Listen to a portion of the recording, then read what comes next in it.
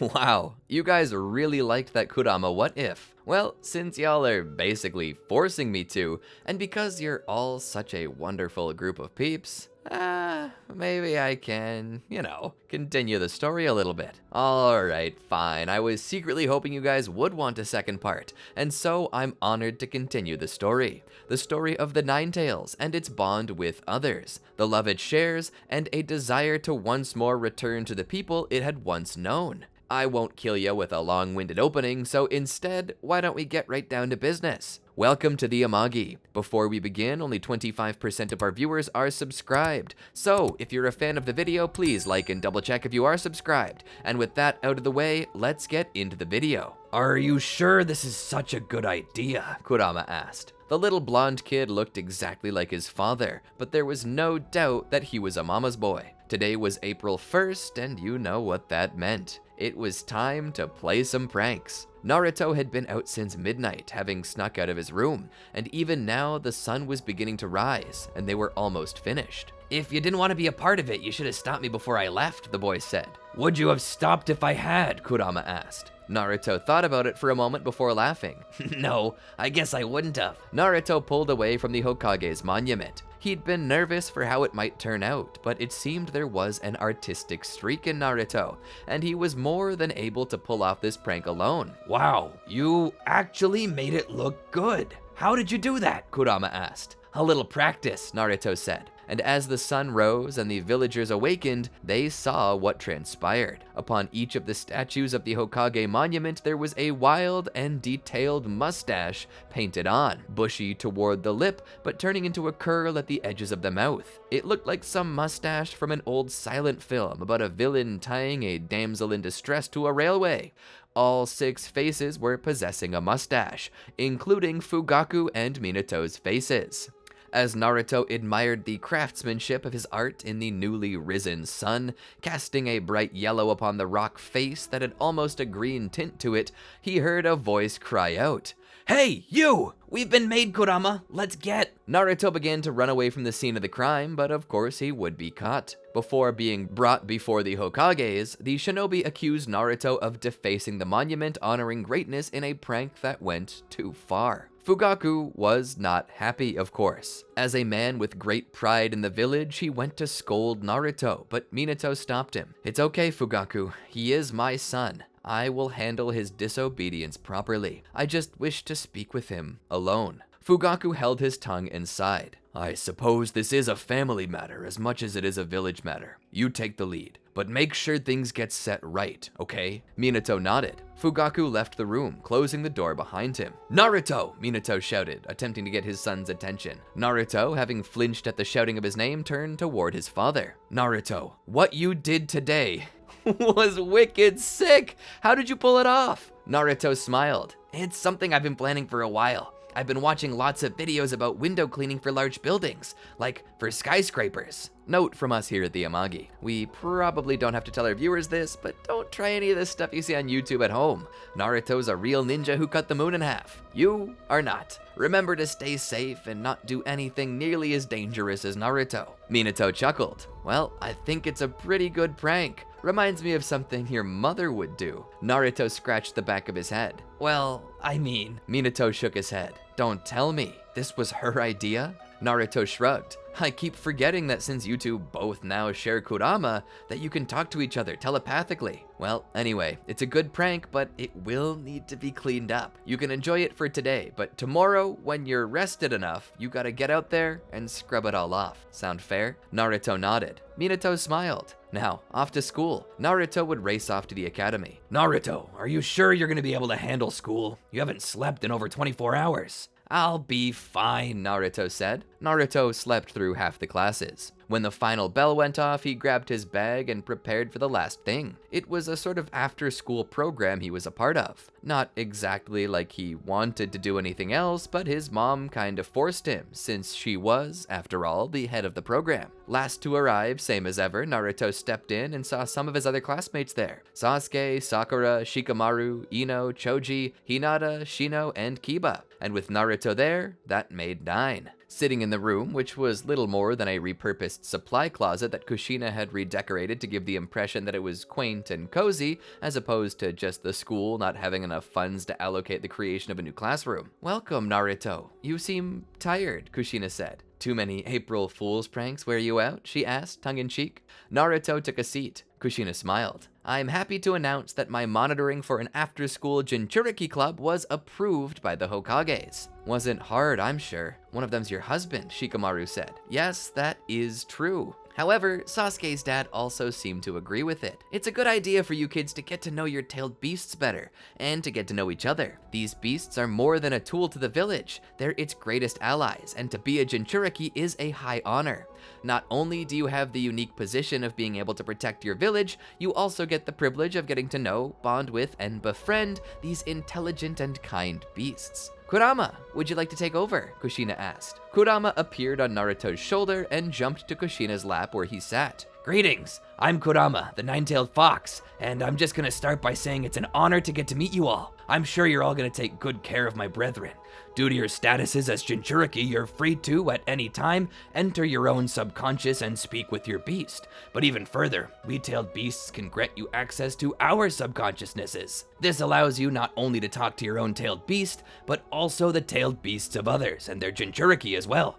In doing so, you'll get to know your beast, its quirks, and how to make friends with them. I'm sure you all know them pretty well by this point, as you were specifically chosen for them, the 8 greatest candidates. But now I wish to show you how to deepen your relationship. Now, to begin, we attempt an exercise. I know this may be hard for some of you, but do your best, okay? Start by closing your eyes and emptying your minds." Each member of the club began to do this, as did Kushina. Kurama spoke. "Now, turn your perception inward. Search for that chakra inside of you that's not you, but swirling around your own. Do you sense it yet?" Each member nodded. "Good. Now focus on it. Reach out to it and merge with it." And in a moment, each student opened their eyes to see that they were within a very strange area. It was dark all around, illuminated by some invisible spotlight that they could not see. All 9 children and their chaperone were standing in a circle, and behind them was the large form of their tailed beast. "Whoa, this is trippy," Kiba said as he looked at the 8-armed octopus ox behind him. "This is the meeting place," Kurama said. "This is the place where only the most trusted Jinchuriki are usually allowed to visit. But considering that you're all just starting out, this makes for a good show of trust. We trust that you each will treat us with respect and kindness," Kurama said. "Now why don't we focus on the bond between beast and Jinchuriki? We'll start from 1 tail and move to 9. Sound good?" They nodded. "Shukaku, why did you choose Shikamaru to be your Jinchuriki?" "I chose him because he's super smart. He reminds me of myself in that way. And like me, he was the best of the 9. This drew a bit of annoyance from the other beasts, but they let it go. "And you, Matatabi?" Kurama asked. The flaming cat behind Sasuke began to rub up against Sasuke. "He's a cat person, I can tell," she purred. "I also like how he sometimes wears kitty ears with his pajamas as he goes to bed at night. Sometimes he stands in front of a mirror and goes, 'Nyan.'" "You wear kitty ears?" Choji asked with a chuckle. Ino and Sakura both smacked Choji in the back of the head. "Leave him alone!" They then seemed to kinda push up against Sasuke. "Oh, it's so sweet. He's got such a kind heart." "I don't do that," Sasuke shouted, all the while growing red. It was then that Kurama moved to the next. "And you, Isobu?" The mollusk, one eye closed, seemed to draw close to Sakura. "She's so strong. She's kind to me, and I know she'll take care of and protect me," he said. Sakura began to stroke his head as it rubbed up against her before kissing it. This drew a smile from Kurama. "Isobu might be the closest to understanding what it means to have a Jinchuriki," he thought. He turned to Son Goku. "And what about you, Goku? Why did you choose Choji?" The mighty monkey pounded its chest. "Choji is the strongest. Nobody can push him around. When he sets his mind to it, he will do something. He's a real man." All the others around covered their ears due to the overwhelming sound of the tailed beast's voice. Everyone but Choji, who didn't want to risk missing a single word of praise from his tailed beast. He flipped a potato chip up into the air. Son Goku grabbed it and stuffed it into his face. Next was Kokuo. "I chose Ino because of her grace. She's like a flower in that way, beautiful and majestic, kinda like me. But also like me, she has a bit of a temper that boils like water on the flames of passion. I can't help but identify. Then Saiken went, I like Hinata because she's soft-spoken. She's very anxious, but like me, she likes to calm down with a nice bubble bath with lavender-scented soap. I never have to buy shampoo so long as Saiken's around, Hinata said. It sounds like some of you have been bonding already. I'm glad to hear it, Kurama said. Chome, you're up.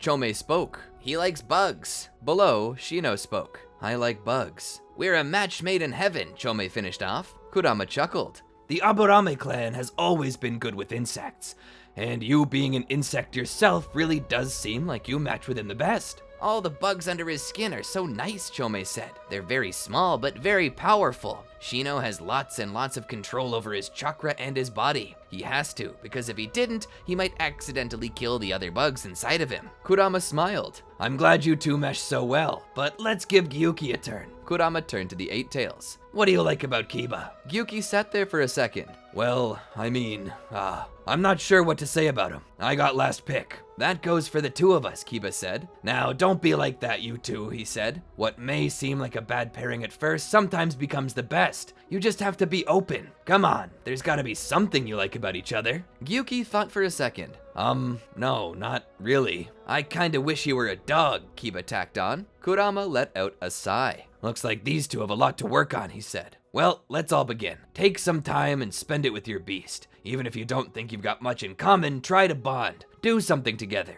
Talk. Do anything constructive. At the end of the day though, Kiba and Gyuki never really seemed to hit it off. And so as they began to head home, Kurama stopped Kiba and Gyuki. You two, let me speak with you before you leave. The two stopped and looked at him. What is it, Kurama? Gyuki asked. You two seem to be the ones having the hardest time hitting it off, he said. I suggest that you go out on the town tonight. I don't know if I can. I've got a lot of homework to do, Kiba said. I can handle getting you out of that, Kushina said. What's important is that you two build up your bond. Kurama nodded. I'm sure there's a lot you two have in common. You just have to find it. Kurama then spoke. Remember when you first started bonding with Akamaru, Kiba? Well, do the same thing here, but with Gyuki instead. Kiba nodded. Gyuki seemed skeptical. You'll do fine, Gyuki. Just go out and have some fun. Maybe stop by an arcade, try out some of those retro video games. With as many tentacles as you've got, I'm sure you'll be good at it. Just try, okay? Gyuki sighed. If you say so, Kurama, but only because I trust you. And after that, the two left, leaving only Kushina and Naruto there with Kurama. Kurama jumped to Naruto's shoulder. Kushina smiled. You know, when Naruto was born, I knew you'd eventually favor him, she said. Kurama seemed a bit upset by her words. I'm sorry, Kushina. It's not that I simply like him more, it's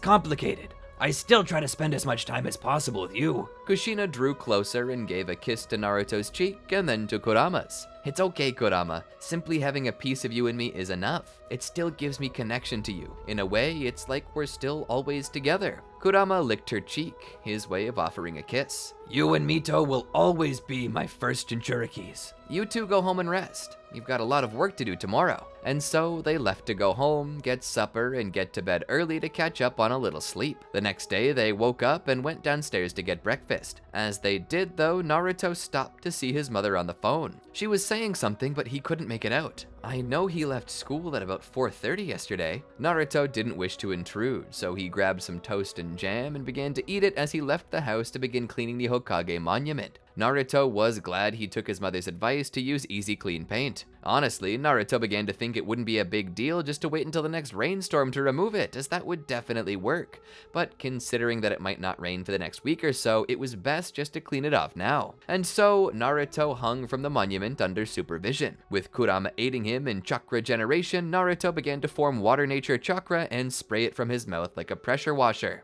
After an hour, he was done cleaning off the monument, just in time for him to make it to class. As he waited in the classroom, he couldn't help but feel that something was missing. As he waited in the class, he wasn't able to tell what, but he couldn't shake the feeling. As they then went to do their extracurricular activities, Naruto met with 7 of the other Jinchuriki and Kushina. Strangely, Sasuke was missing. Now, it wasn't required for any Jinchuriki to attend this class. It was strongly suggested, but they could take time off. After all, school life was hard, and asking a child to dedicate more of the precious little time they had to some after-school club if they didn't want to go was just a bit too cruel.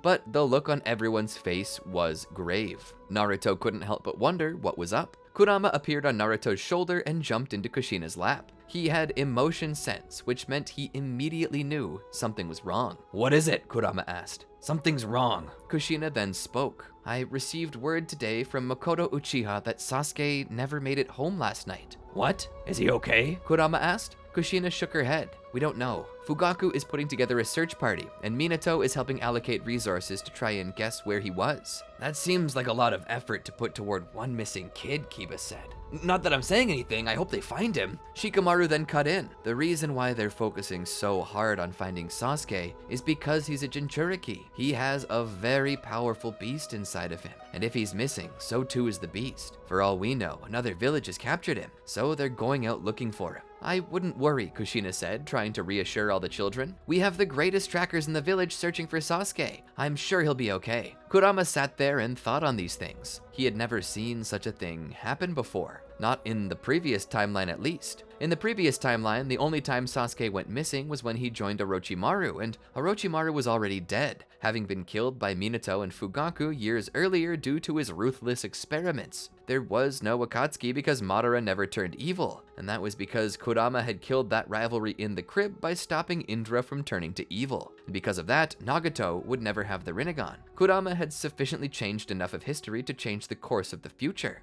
The question was, if Sasuke disappeared outside of his own volition, then who would have kidnapped him? Perhaps another nation. If that were so, why not try to take Naruto, who had the Nine Tails? After all, the Nine Tails was the strongest. Something didn't make sense. But all the same, Kurama decided to ignore it for now. It was equally possible that Sasuke simply disappeared because he was embarrassed that Matatabi had revealed his love of Neko ears. It would be highly irresponsible and frankly stupid if that were so, but considering that Sasuke was very young, it was possible that his emotions got the better of him. It was then that Kurama stood up on his hind legs and began to balance on one foot, keeping his front paws together. All right, club. Today we're gonna try to stay healthy while connecting with each other. We're going to do yoga. Is that where I gotta put my right hand on red and my left foot on green? Choji asked. No, idiot, that's Twister, Ino said. Kurama smiled. We might play Twister later, too, if we've got enough time, and mats. After all this, they went home. It was quite a troubling thing on their minds with Sasuke still missing. Minato came home late that night, somewhat upset, having not been able to find him. The next morning, the same routine continued.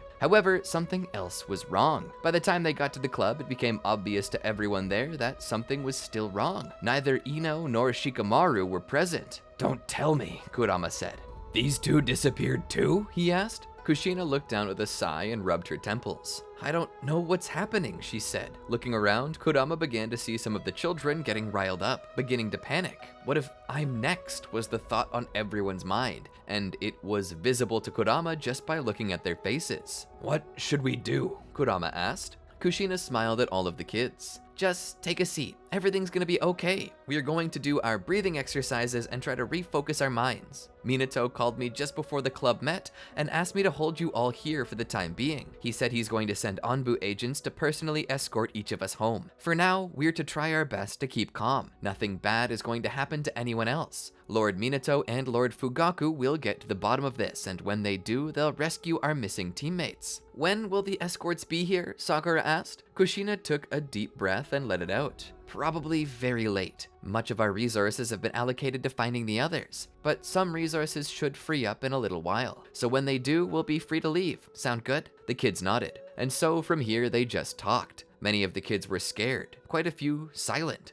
Hinata was the one most terror-struck of all. Are you okay? Saiken asked her. Hinata shook her head and hid her face. Tears began to pour down her cheeks. Sakura and Isobu drew closer, as did Kushina, Naruto, and Kurama. What's wrong with her? Choji asked in a hushed tone. Shino answered. When she was a little girl, Shinobi from the Hidden Cloud attempted to kidnap her to take her eyes from her. She barely escaped alive, and her uncle had to die to keep peace between Konoha and Kumo, he said. Kiba then explained a bit more. She's been through something like this before. She's being forced to relive the most traumatic experience of her life. Choji understood and watched on in silence. In an uncharacteristically nice fashion, he came up to her and offered her some of his potato chips. I find that when I'm upset, food always helps. Maybe you could try some of my chips? She just shook her head. Kushina looked at the boy. Thank you very much, Choji. Hinata's just so upset, I don't think her body will allow her to eat right now. But you're a very kind boy to offer. Kiba watched her. Looking to Shino, he spoke. I know that Lord Minato and Fugaku are sending Anbu, but why don't we also escort her home? There's strength in numbers. If someone does come for her tailed beast, they'll have to go through you and me. Shino nodded silently. And so, as night fell, eventually the Anbu would show up to escort the kids home. As it turns out, they were planning all along to drop the kids off one by one, as it would be easier that way, as the massive Anbu agents would not need to be split up. This would increase intimidation factor. Naruto and Kushina would get to go home first, and Sakura would be next. Finally, poor Hinata got to return to her clan. All that was left was Kiba, Shino, and Choji. As the three boys were returning home with the Anbu escort, they conversed. I hope they find Shikamaru and Ino soon, he said. It's gonna be real hard being just the Cho trio by myself. That's not a tree. You know what, never mind, Kiba said. Shino kept his eyes open the whole time. Do you really think we're all targets? Kiba asked. It seems that way. 1 is nothing, 2 is a coincidence, 3 is intentional. All the missing children the past 2 days have been Jinchuriki. There's a high chance this means that all Jinchuriki are under threat. As they walked further, there was a sound of shuffling feet and sliding roof tiles. The whole group stopped. Guys, I don't think we're alone. Naruto and Kushina entered their house to see the lights already on. Within, there were 3 shinobi. Naruto's eyes lit up as soon as he saw them. Aunt Rin, Uncle Obito, Uncle Kakashi. He ran over. He jumped into Obito's arms. Obito swung him above his head, nearly taking out the chandelier had Kakashi not pulled it just a few inches to the left. What's up, kiddo? Obito said. It's been so long, Naruto said. I know, but being a shinobi's hard work. Between missions, there's very little time off, and you need every second of it to be back to 100%. But the good news is, my next mission is you, Obito said. Really? Naruto asked. Yup, protecting you is now our priority, so that means a little more uncle-nephew bonding time. Awesome! I'll go set up the game console. I've been playing Wooden Gear Liquid 4, Kunai of the Loyalists. It's so fun, you gotta try it out. Not tonight, Kushina said. Maybe tomorrow. But Mom, Naruto shouted. Kushina shook her head. Sorry, Naruto, but tonight is a school night. You gotta hit the hay a little early. But tomorrow night you'll have all the time you want since it's the weekend. Naruto groaned. Why are we even having school tomorrow with all the kidnappings happening? Kushina let off a melancholic smile. Well, maybe just an hour will be okay, but after that you get to bed, alright? I'll bring you something up to eat in a moment. Naruto grabbed Obito's hand and began basically dragging him upstairs. Kushina walked to the fridge. Would you two like something too? They shook their heads. Any leads? She asked. Sadly not, Rin said. I don't understand it, Kakashi said. It's like these kids fell off the face of the earth. No trace of them in the village, no trace of them outside. Something just doesn't make sense. Have you been trying to get a hold of them through the Tailed Beast network? Rin asked. I have, but I haven't got anything but static, she said. I can't even contact Matatabi, Shukaku, or Kokuo, and they always answer anytime I try. I'm truly afraid that something bad has happened to them. After enough play, Naruto was left laying in his bed, Kurama resting on his chest. Obito looked back from the doorframe. You okay to sleep? He asked. Naruto looked over at Obito and smiled with a nod. Obito then proceeded to close the door behind him. Naruto gazed out the window. From there, he could see Kakashi taking up position across from him on the opposite rooftop. Naruto had been asked to leave his lamp on so Kakashi could see well inside of the room all night, and Naruto agreed. But as he laid there, despite being well protected, there was something gnawing at him. Are you okay? Kurama asked as he looked up at the boy. Naruto looked down at Kurama. Yeah, I'm just worried. Don't worry, Naruto. I will not let anything happen to you, I promise. Naruto began to pet Kurama's head. I know, but it's not me that I'm worried about. What happened to the others? Why can't we call them? Why didn't the other tailed beasts not try to protect their Jinchuriki? I've got so many questions. I understand, Kurama said, and I honestly don't know either. But we are going to keep trying to figure it out. Try not to worry too much. As Naruto sat there looking out the window, he spoke. I hope they're all okay. The next day, Naruto woke up to hear Minato and Kushina talking. We're canceling school for the foreseeable future. I can't have this keep happening. Naruto came out of the bedroom to see his parents. Minato and Kushina looked over and saw him. Oh, I'm sorry, bud. Did we wake you? It's about time for me to wake up anyway. Today's the last school day, he said. Minato looked to Kushina before looking back to Naruto. I'm sorry, Naruto, but school's canceled today. Last night, Shino, Choji, and Kiba all disappeared. Naruto's mouth fell open. But they had at least 7 Anbu shinobi with them. How'd it happen? Minato shook his head. I don't know. There were no survivors. All I know is that suddenly there was a ring on his cell phone. Minato looked down at it. Sorry, this is work. I gotta take it. He moved into his bedroom, closed the door, and answered it. Kushina walked over to Naruto. Just go back to bed, honey, she said. Mom, I'm scared, he said.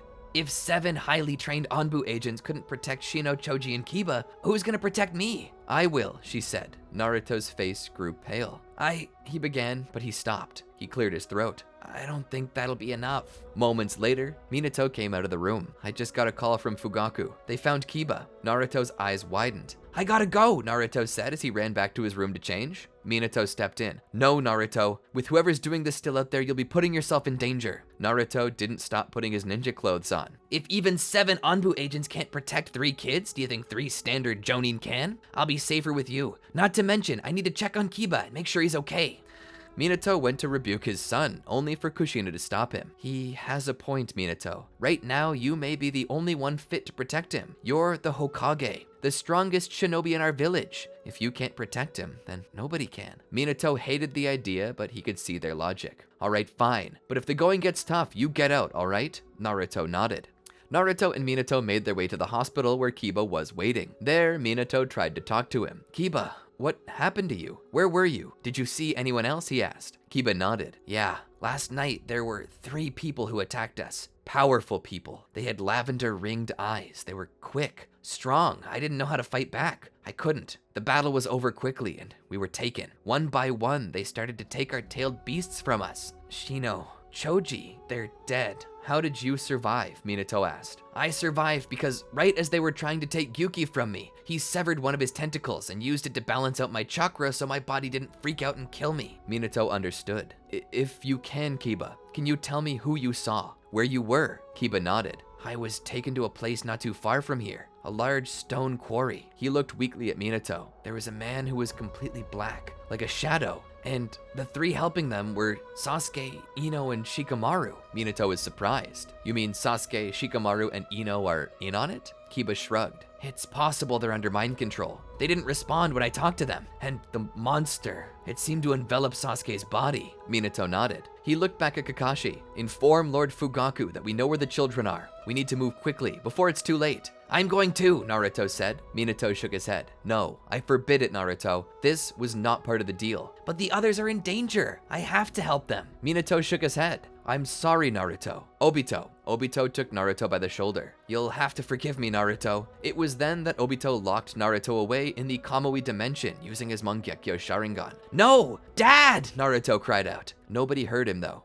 Kurama spoke. Maybe this is for the best, Kurama said. How can you say that? Naruto asked. The things Kiba said, they told me exactly what's going on. There's a low chance any of your friends are alive. If the Rinnegan's involved, it's likely that even Shikamaru and Ino are dead, having simply become the 6-path puppets of their master. And who's their master? Naruto asked. It sounds like a creature known as Zetsu. In the world I came from, he was relentless in his desire to get all 9 beasts.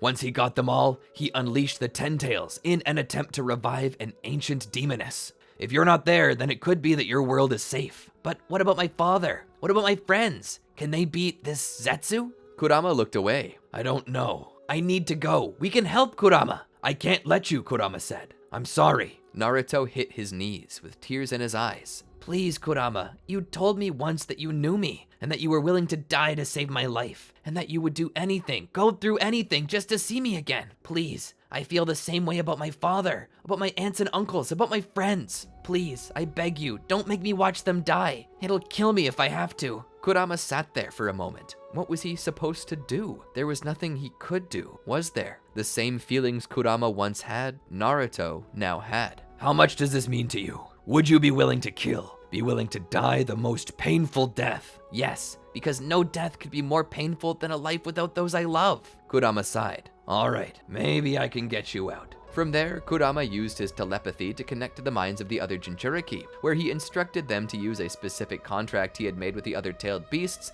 to summon Kurama to them, and by extension, Naruto. When it was performed, Naruto met up with them and explained what was happening. Despite their fear, Hinata and Sakura made the fateful decision to follow Naruto into battle, and so the trio set out to fight Zetsu and save at least the families that were going to die in battle. As soon as they made it to the quarry, they saw Shikamaru, Ino, Choji, and Shino, all fighting alongside the massive Gedo statue. You have to distract that statue, Kurama said. If you don't, it'll release its chakra dragons and devour the souls of all in its way. Sakura and Hinata nodded, entering their version 2 chakra cloaks. Kurama, on the other hand, had something special in mind for Naruto. I've been saving this for just such a special occasion. Please, use this power carefully. Suddenly, Naruto entered Kurama chakra mode, and due to Kurama knowing how to use Sage mode, he stacked that on top, giving Naruto more chakra than he knew what to do with. Use this power to defeat Zetsu, he said. Naruto nodded. He began to run downhill. Minato saw the 3 Jinchuriki. Damn it! How did he get out of your Kamui? He asked Obito. Your guess is as good as mine, but knowing you, Lord Minato, he's probably proficient in space-time jutsu. Naruto ran down the hill where he struck Sasuke in the side of the cheek. Sasuke turned to look at Naruto, half his body covered in the black substance that was Zetsu. Zetsu spoke.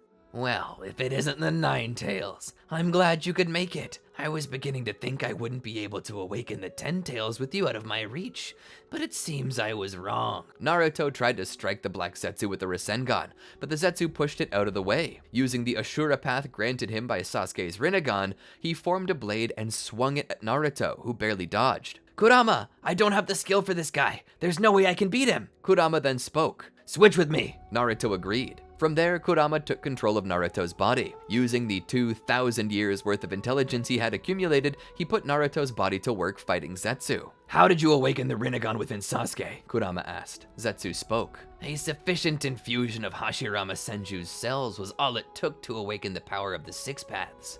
But the 6 paths is not the only thing it awakened. Suddenly, wooden pylons began to rise from the ground as the kanji for sit appeared on Zetsu's hand. Kurama recognized it immediately and jumped out of the way. Zetsu commanded the Gedo statue's hide to fire wooden spikes from its back at Kurama. It was at about this time that Sakura jumped in the way, absorbing the strikes with the hard shell of Isobu. Thank you, Sakura, Kurama said. No problem. Hitting the ground, Zetsu spoke. You cannot stop this. You're destined to become one again with Mother. The Rinnegan in his head shined as the statue roared.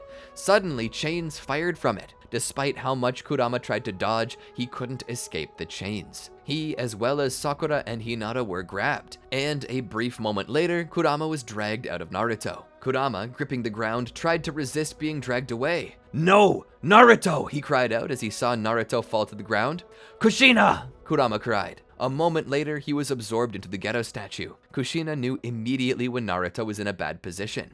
At that moment, the 10 Tails began to awaken. The other shinobi were in disarray, not knowing what to do. The last vestiges of Kurama's power within Kushina kept him anchored here, not yet bonded to the 10 Tails. Kushina, Naruto's dying, he shouted. She came to him and knelt down by her son. I don't know what to do, Kurama said. Kushina thought about it. I do. She put her hand on Naruto, and but a few seconds later, it was done. She had transplanted the remainder of Kurama's chakra. Naruto gasped back to life. Kushina! Kurama cried. Kushina smiled. I know I was never the one you came back for, she said. But all the same, I'm glad I got to meet you. She then fell over, breathing her last. Mom! Naruto cried. Looking back, she saw Sasuke and Zetsu. In Naruto's anger, he attempted to attack Zetsu, but was pushed back. Even with all the powers of the 9 Tails, you could do nothing. What makes you think you can do anything now? In but a few moments, the 10 Tails will be ready, and when it is, the infinite Tsukiyomi will begin, and Mother will be reborn. You cannot stop it now. Naruto thought for a moment. Do you think you could wake Sasuke up if you were inside of him? He asked. I could disrupt the genjutsu, but I can't.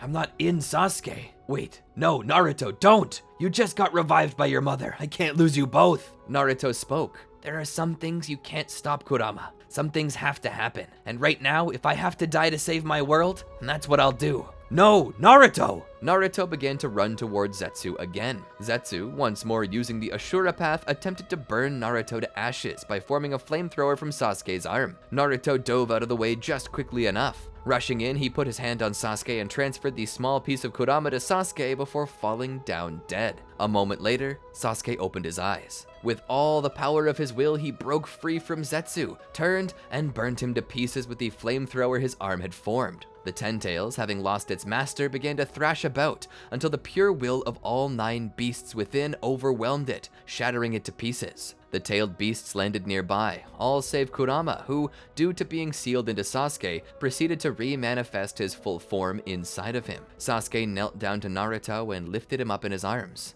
"Naruto," he said, tears forming in his eyes. "Why did you have to die?" Sasuke began to think back to all the fuzzy memories. Shino, Shikamaru, Choji, Ino, Sakura, Hinata. It's all my fault. Kurama watched on with tears in his eyes. How could he let this happen? He let Naruto go, thinking that doing so would help save his family. Kurama had gambled everything on the chance that he could save everyone, and now he'd lost it all. Or so he thought, until he remembered. "How can I live with myself?" Sasuke asked. Sasuke, it's not your fault. Someone misused you, but I can set it right. I just need you to give me control. Sasuke nodded. Kurama took control. Holding Naruto in his arms, he spoke. Naruto, I wish we could have had more time together, but I suppose this is the best either of us could have hoped for. I want you to live on without me. Be happy, have a family, and remember that wherever you are, I'll be thinking of you. And with that, Kurama cast Samsara of Heavenly Life, using his own life as a sacrifice for the technique, bringing back all of the shinobi who had died fighting Zetsu, as well as all the Jinchuriki who had perished with the removal of their tailed beasts. Kurama couldn't speak, or even say goodbye to Naruto, but he could see without sound, as Sasuke explained what Kurama had said to him. He saw the tears in Naruto's eyes as he grabbed Sasuke by the collar.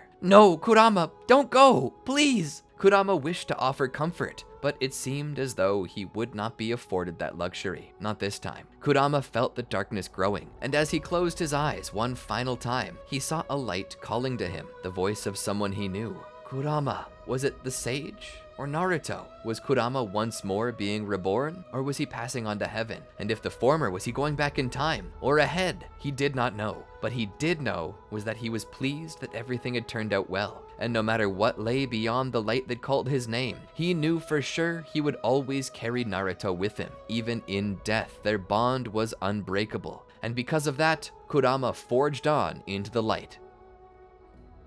And that's where I'm gonna call it. Yeah, kind of a sad ending, sure, but you know, y'all like this concept so much, I thought, what if I leave it open? You know, just in case you want more from it. If you really like this video, then maybe I'll say that Kurama was sent back in time once again at the end of his death, and maybe we can tell a longer, more satisfying story with more parts, but that's really up to you guys. If this video smashes records, y'all like, comment, and subscribe, because as said earlier, only 25% of our viewers actually do that, then maybe we'll continue this and see Kurama go through a new cycle. But that's up to you. Anyway, here are some other videos that I think you might like. If you have more ideas, be sure to go to our website and submit them there. Until next time, peace out.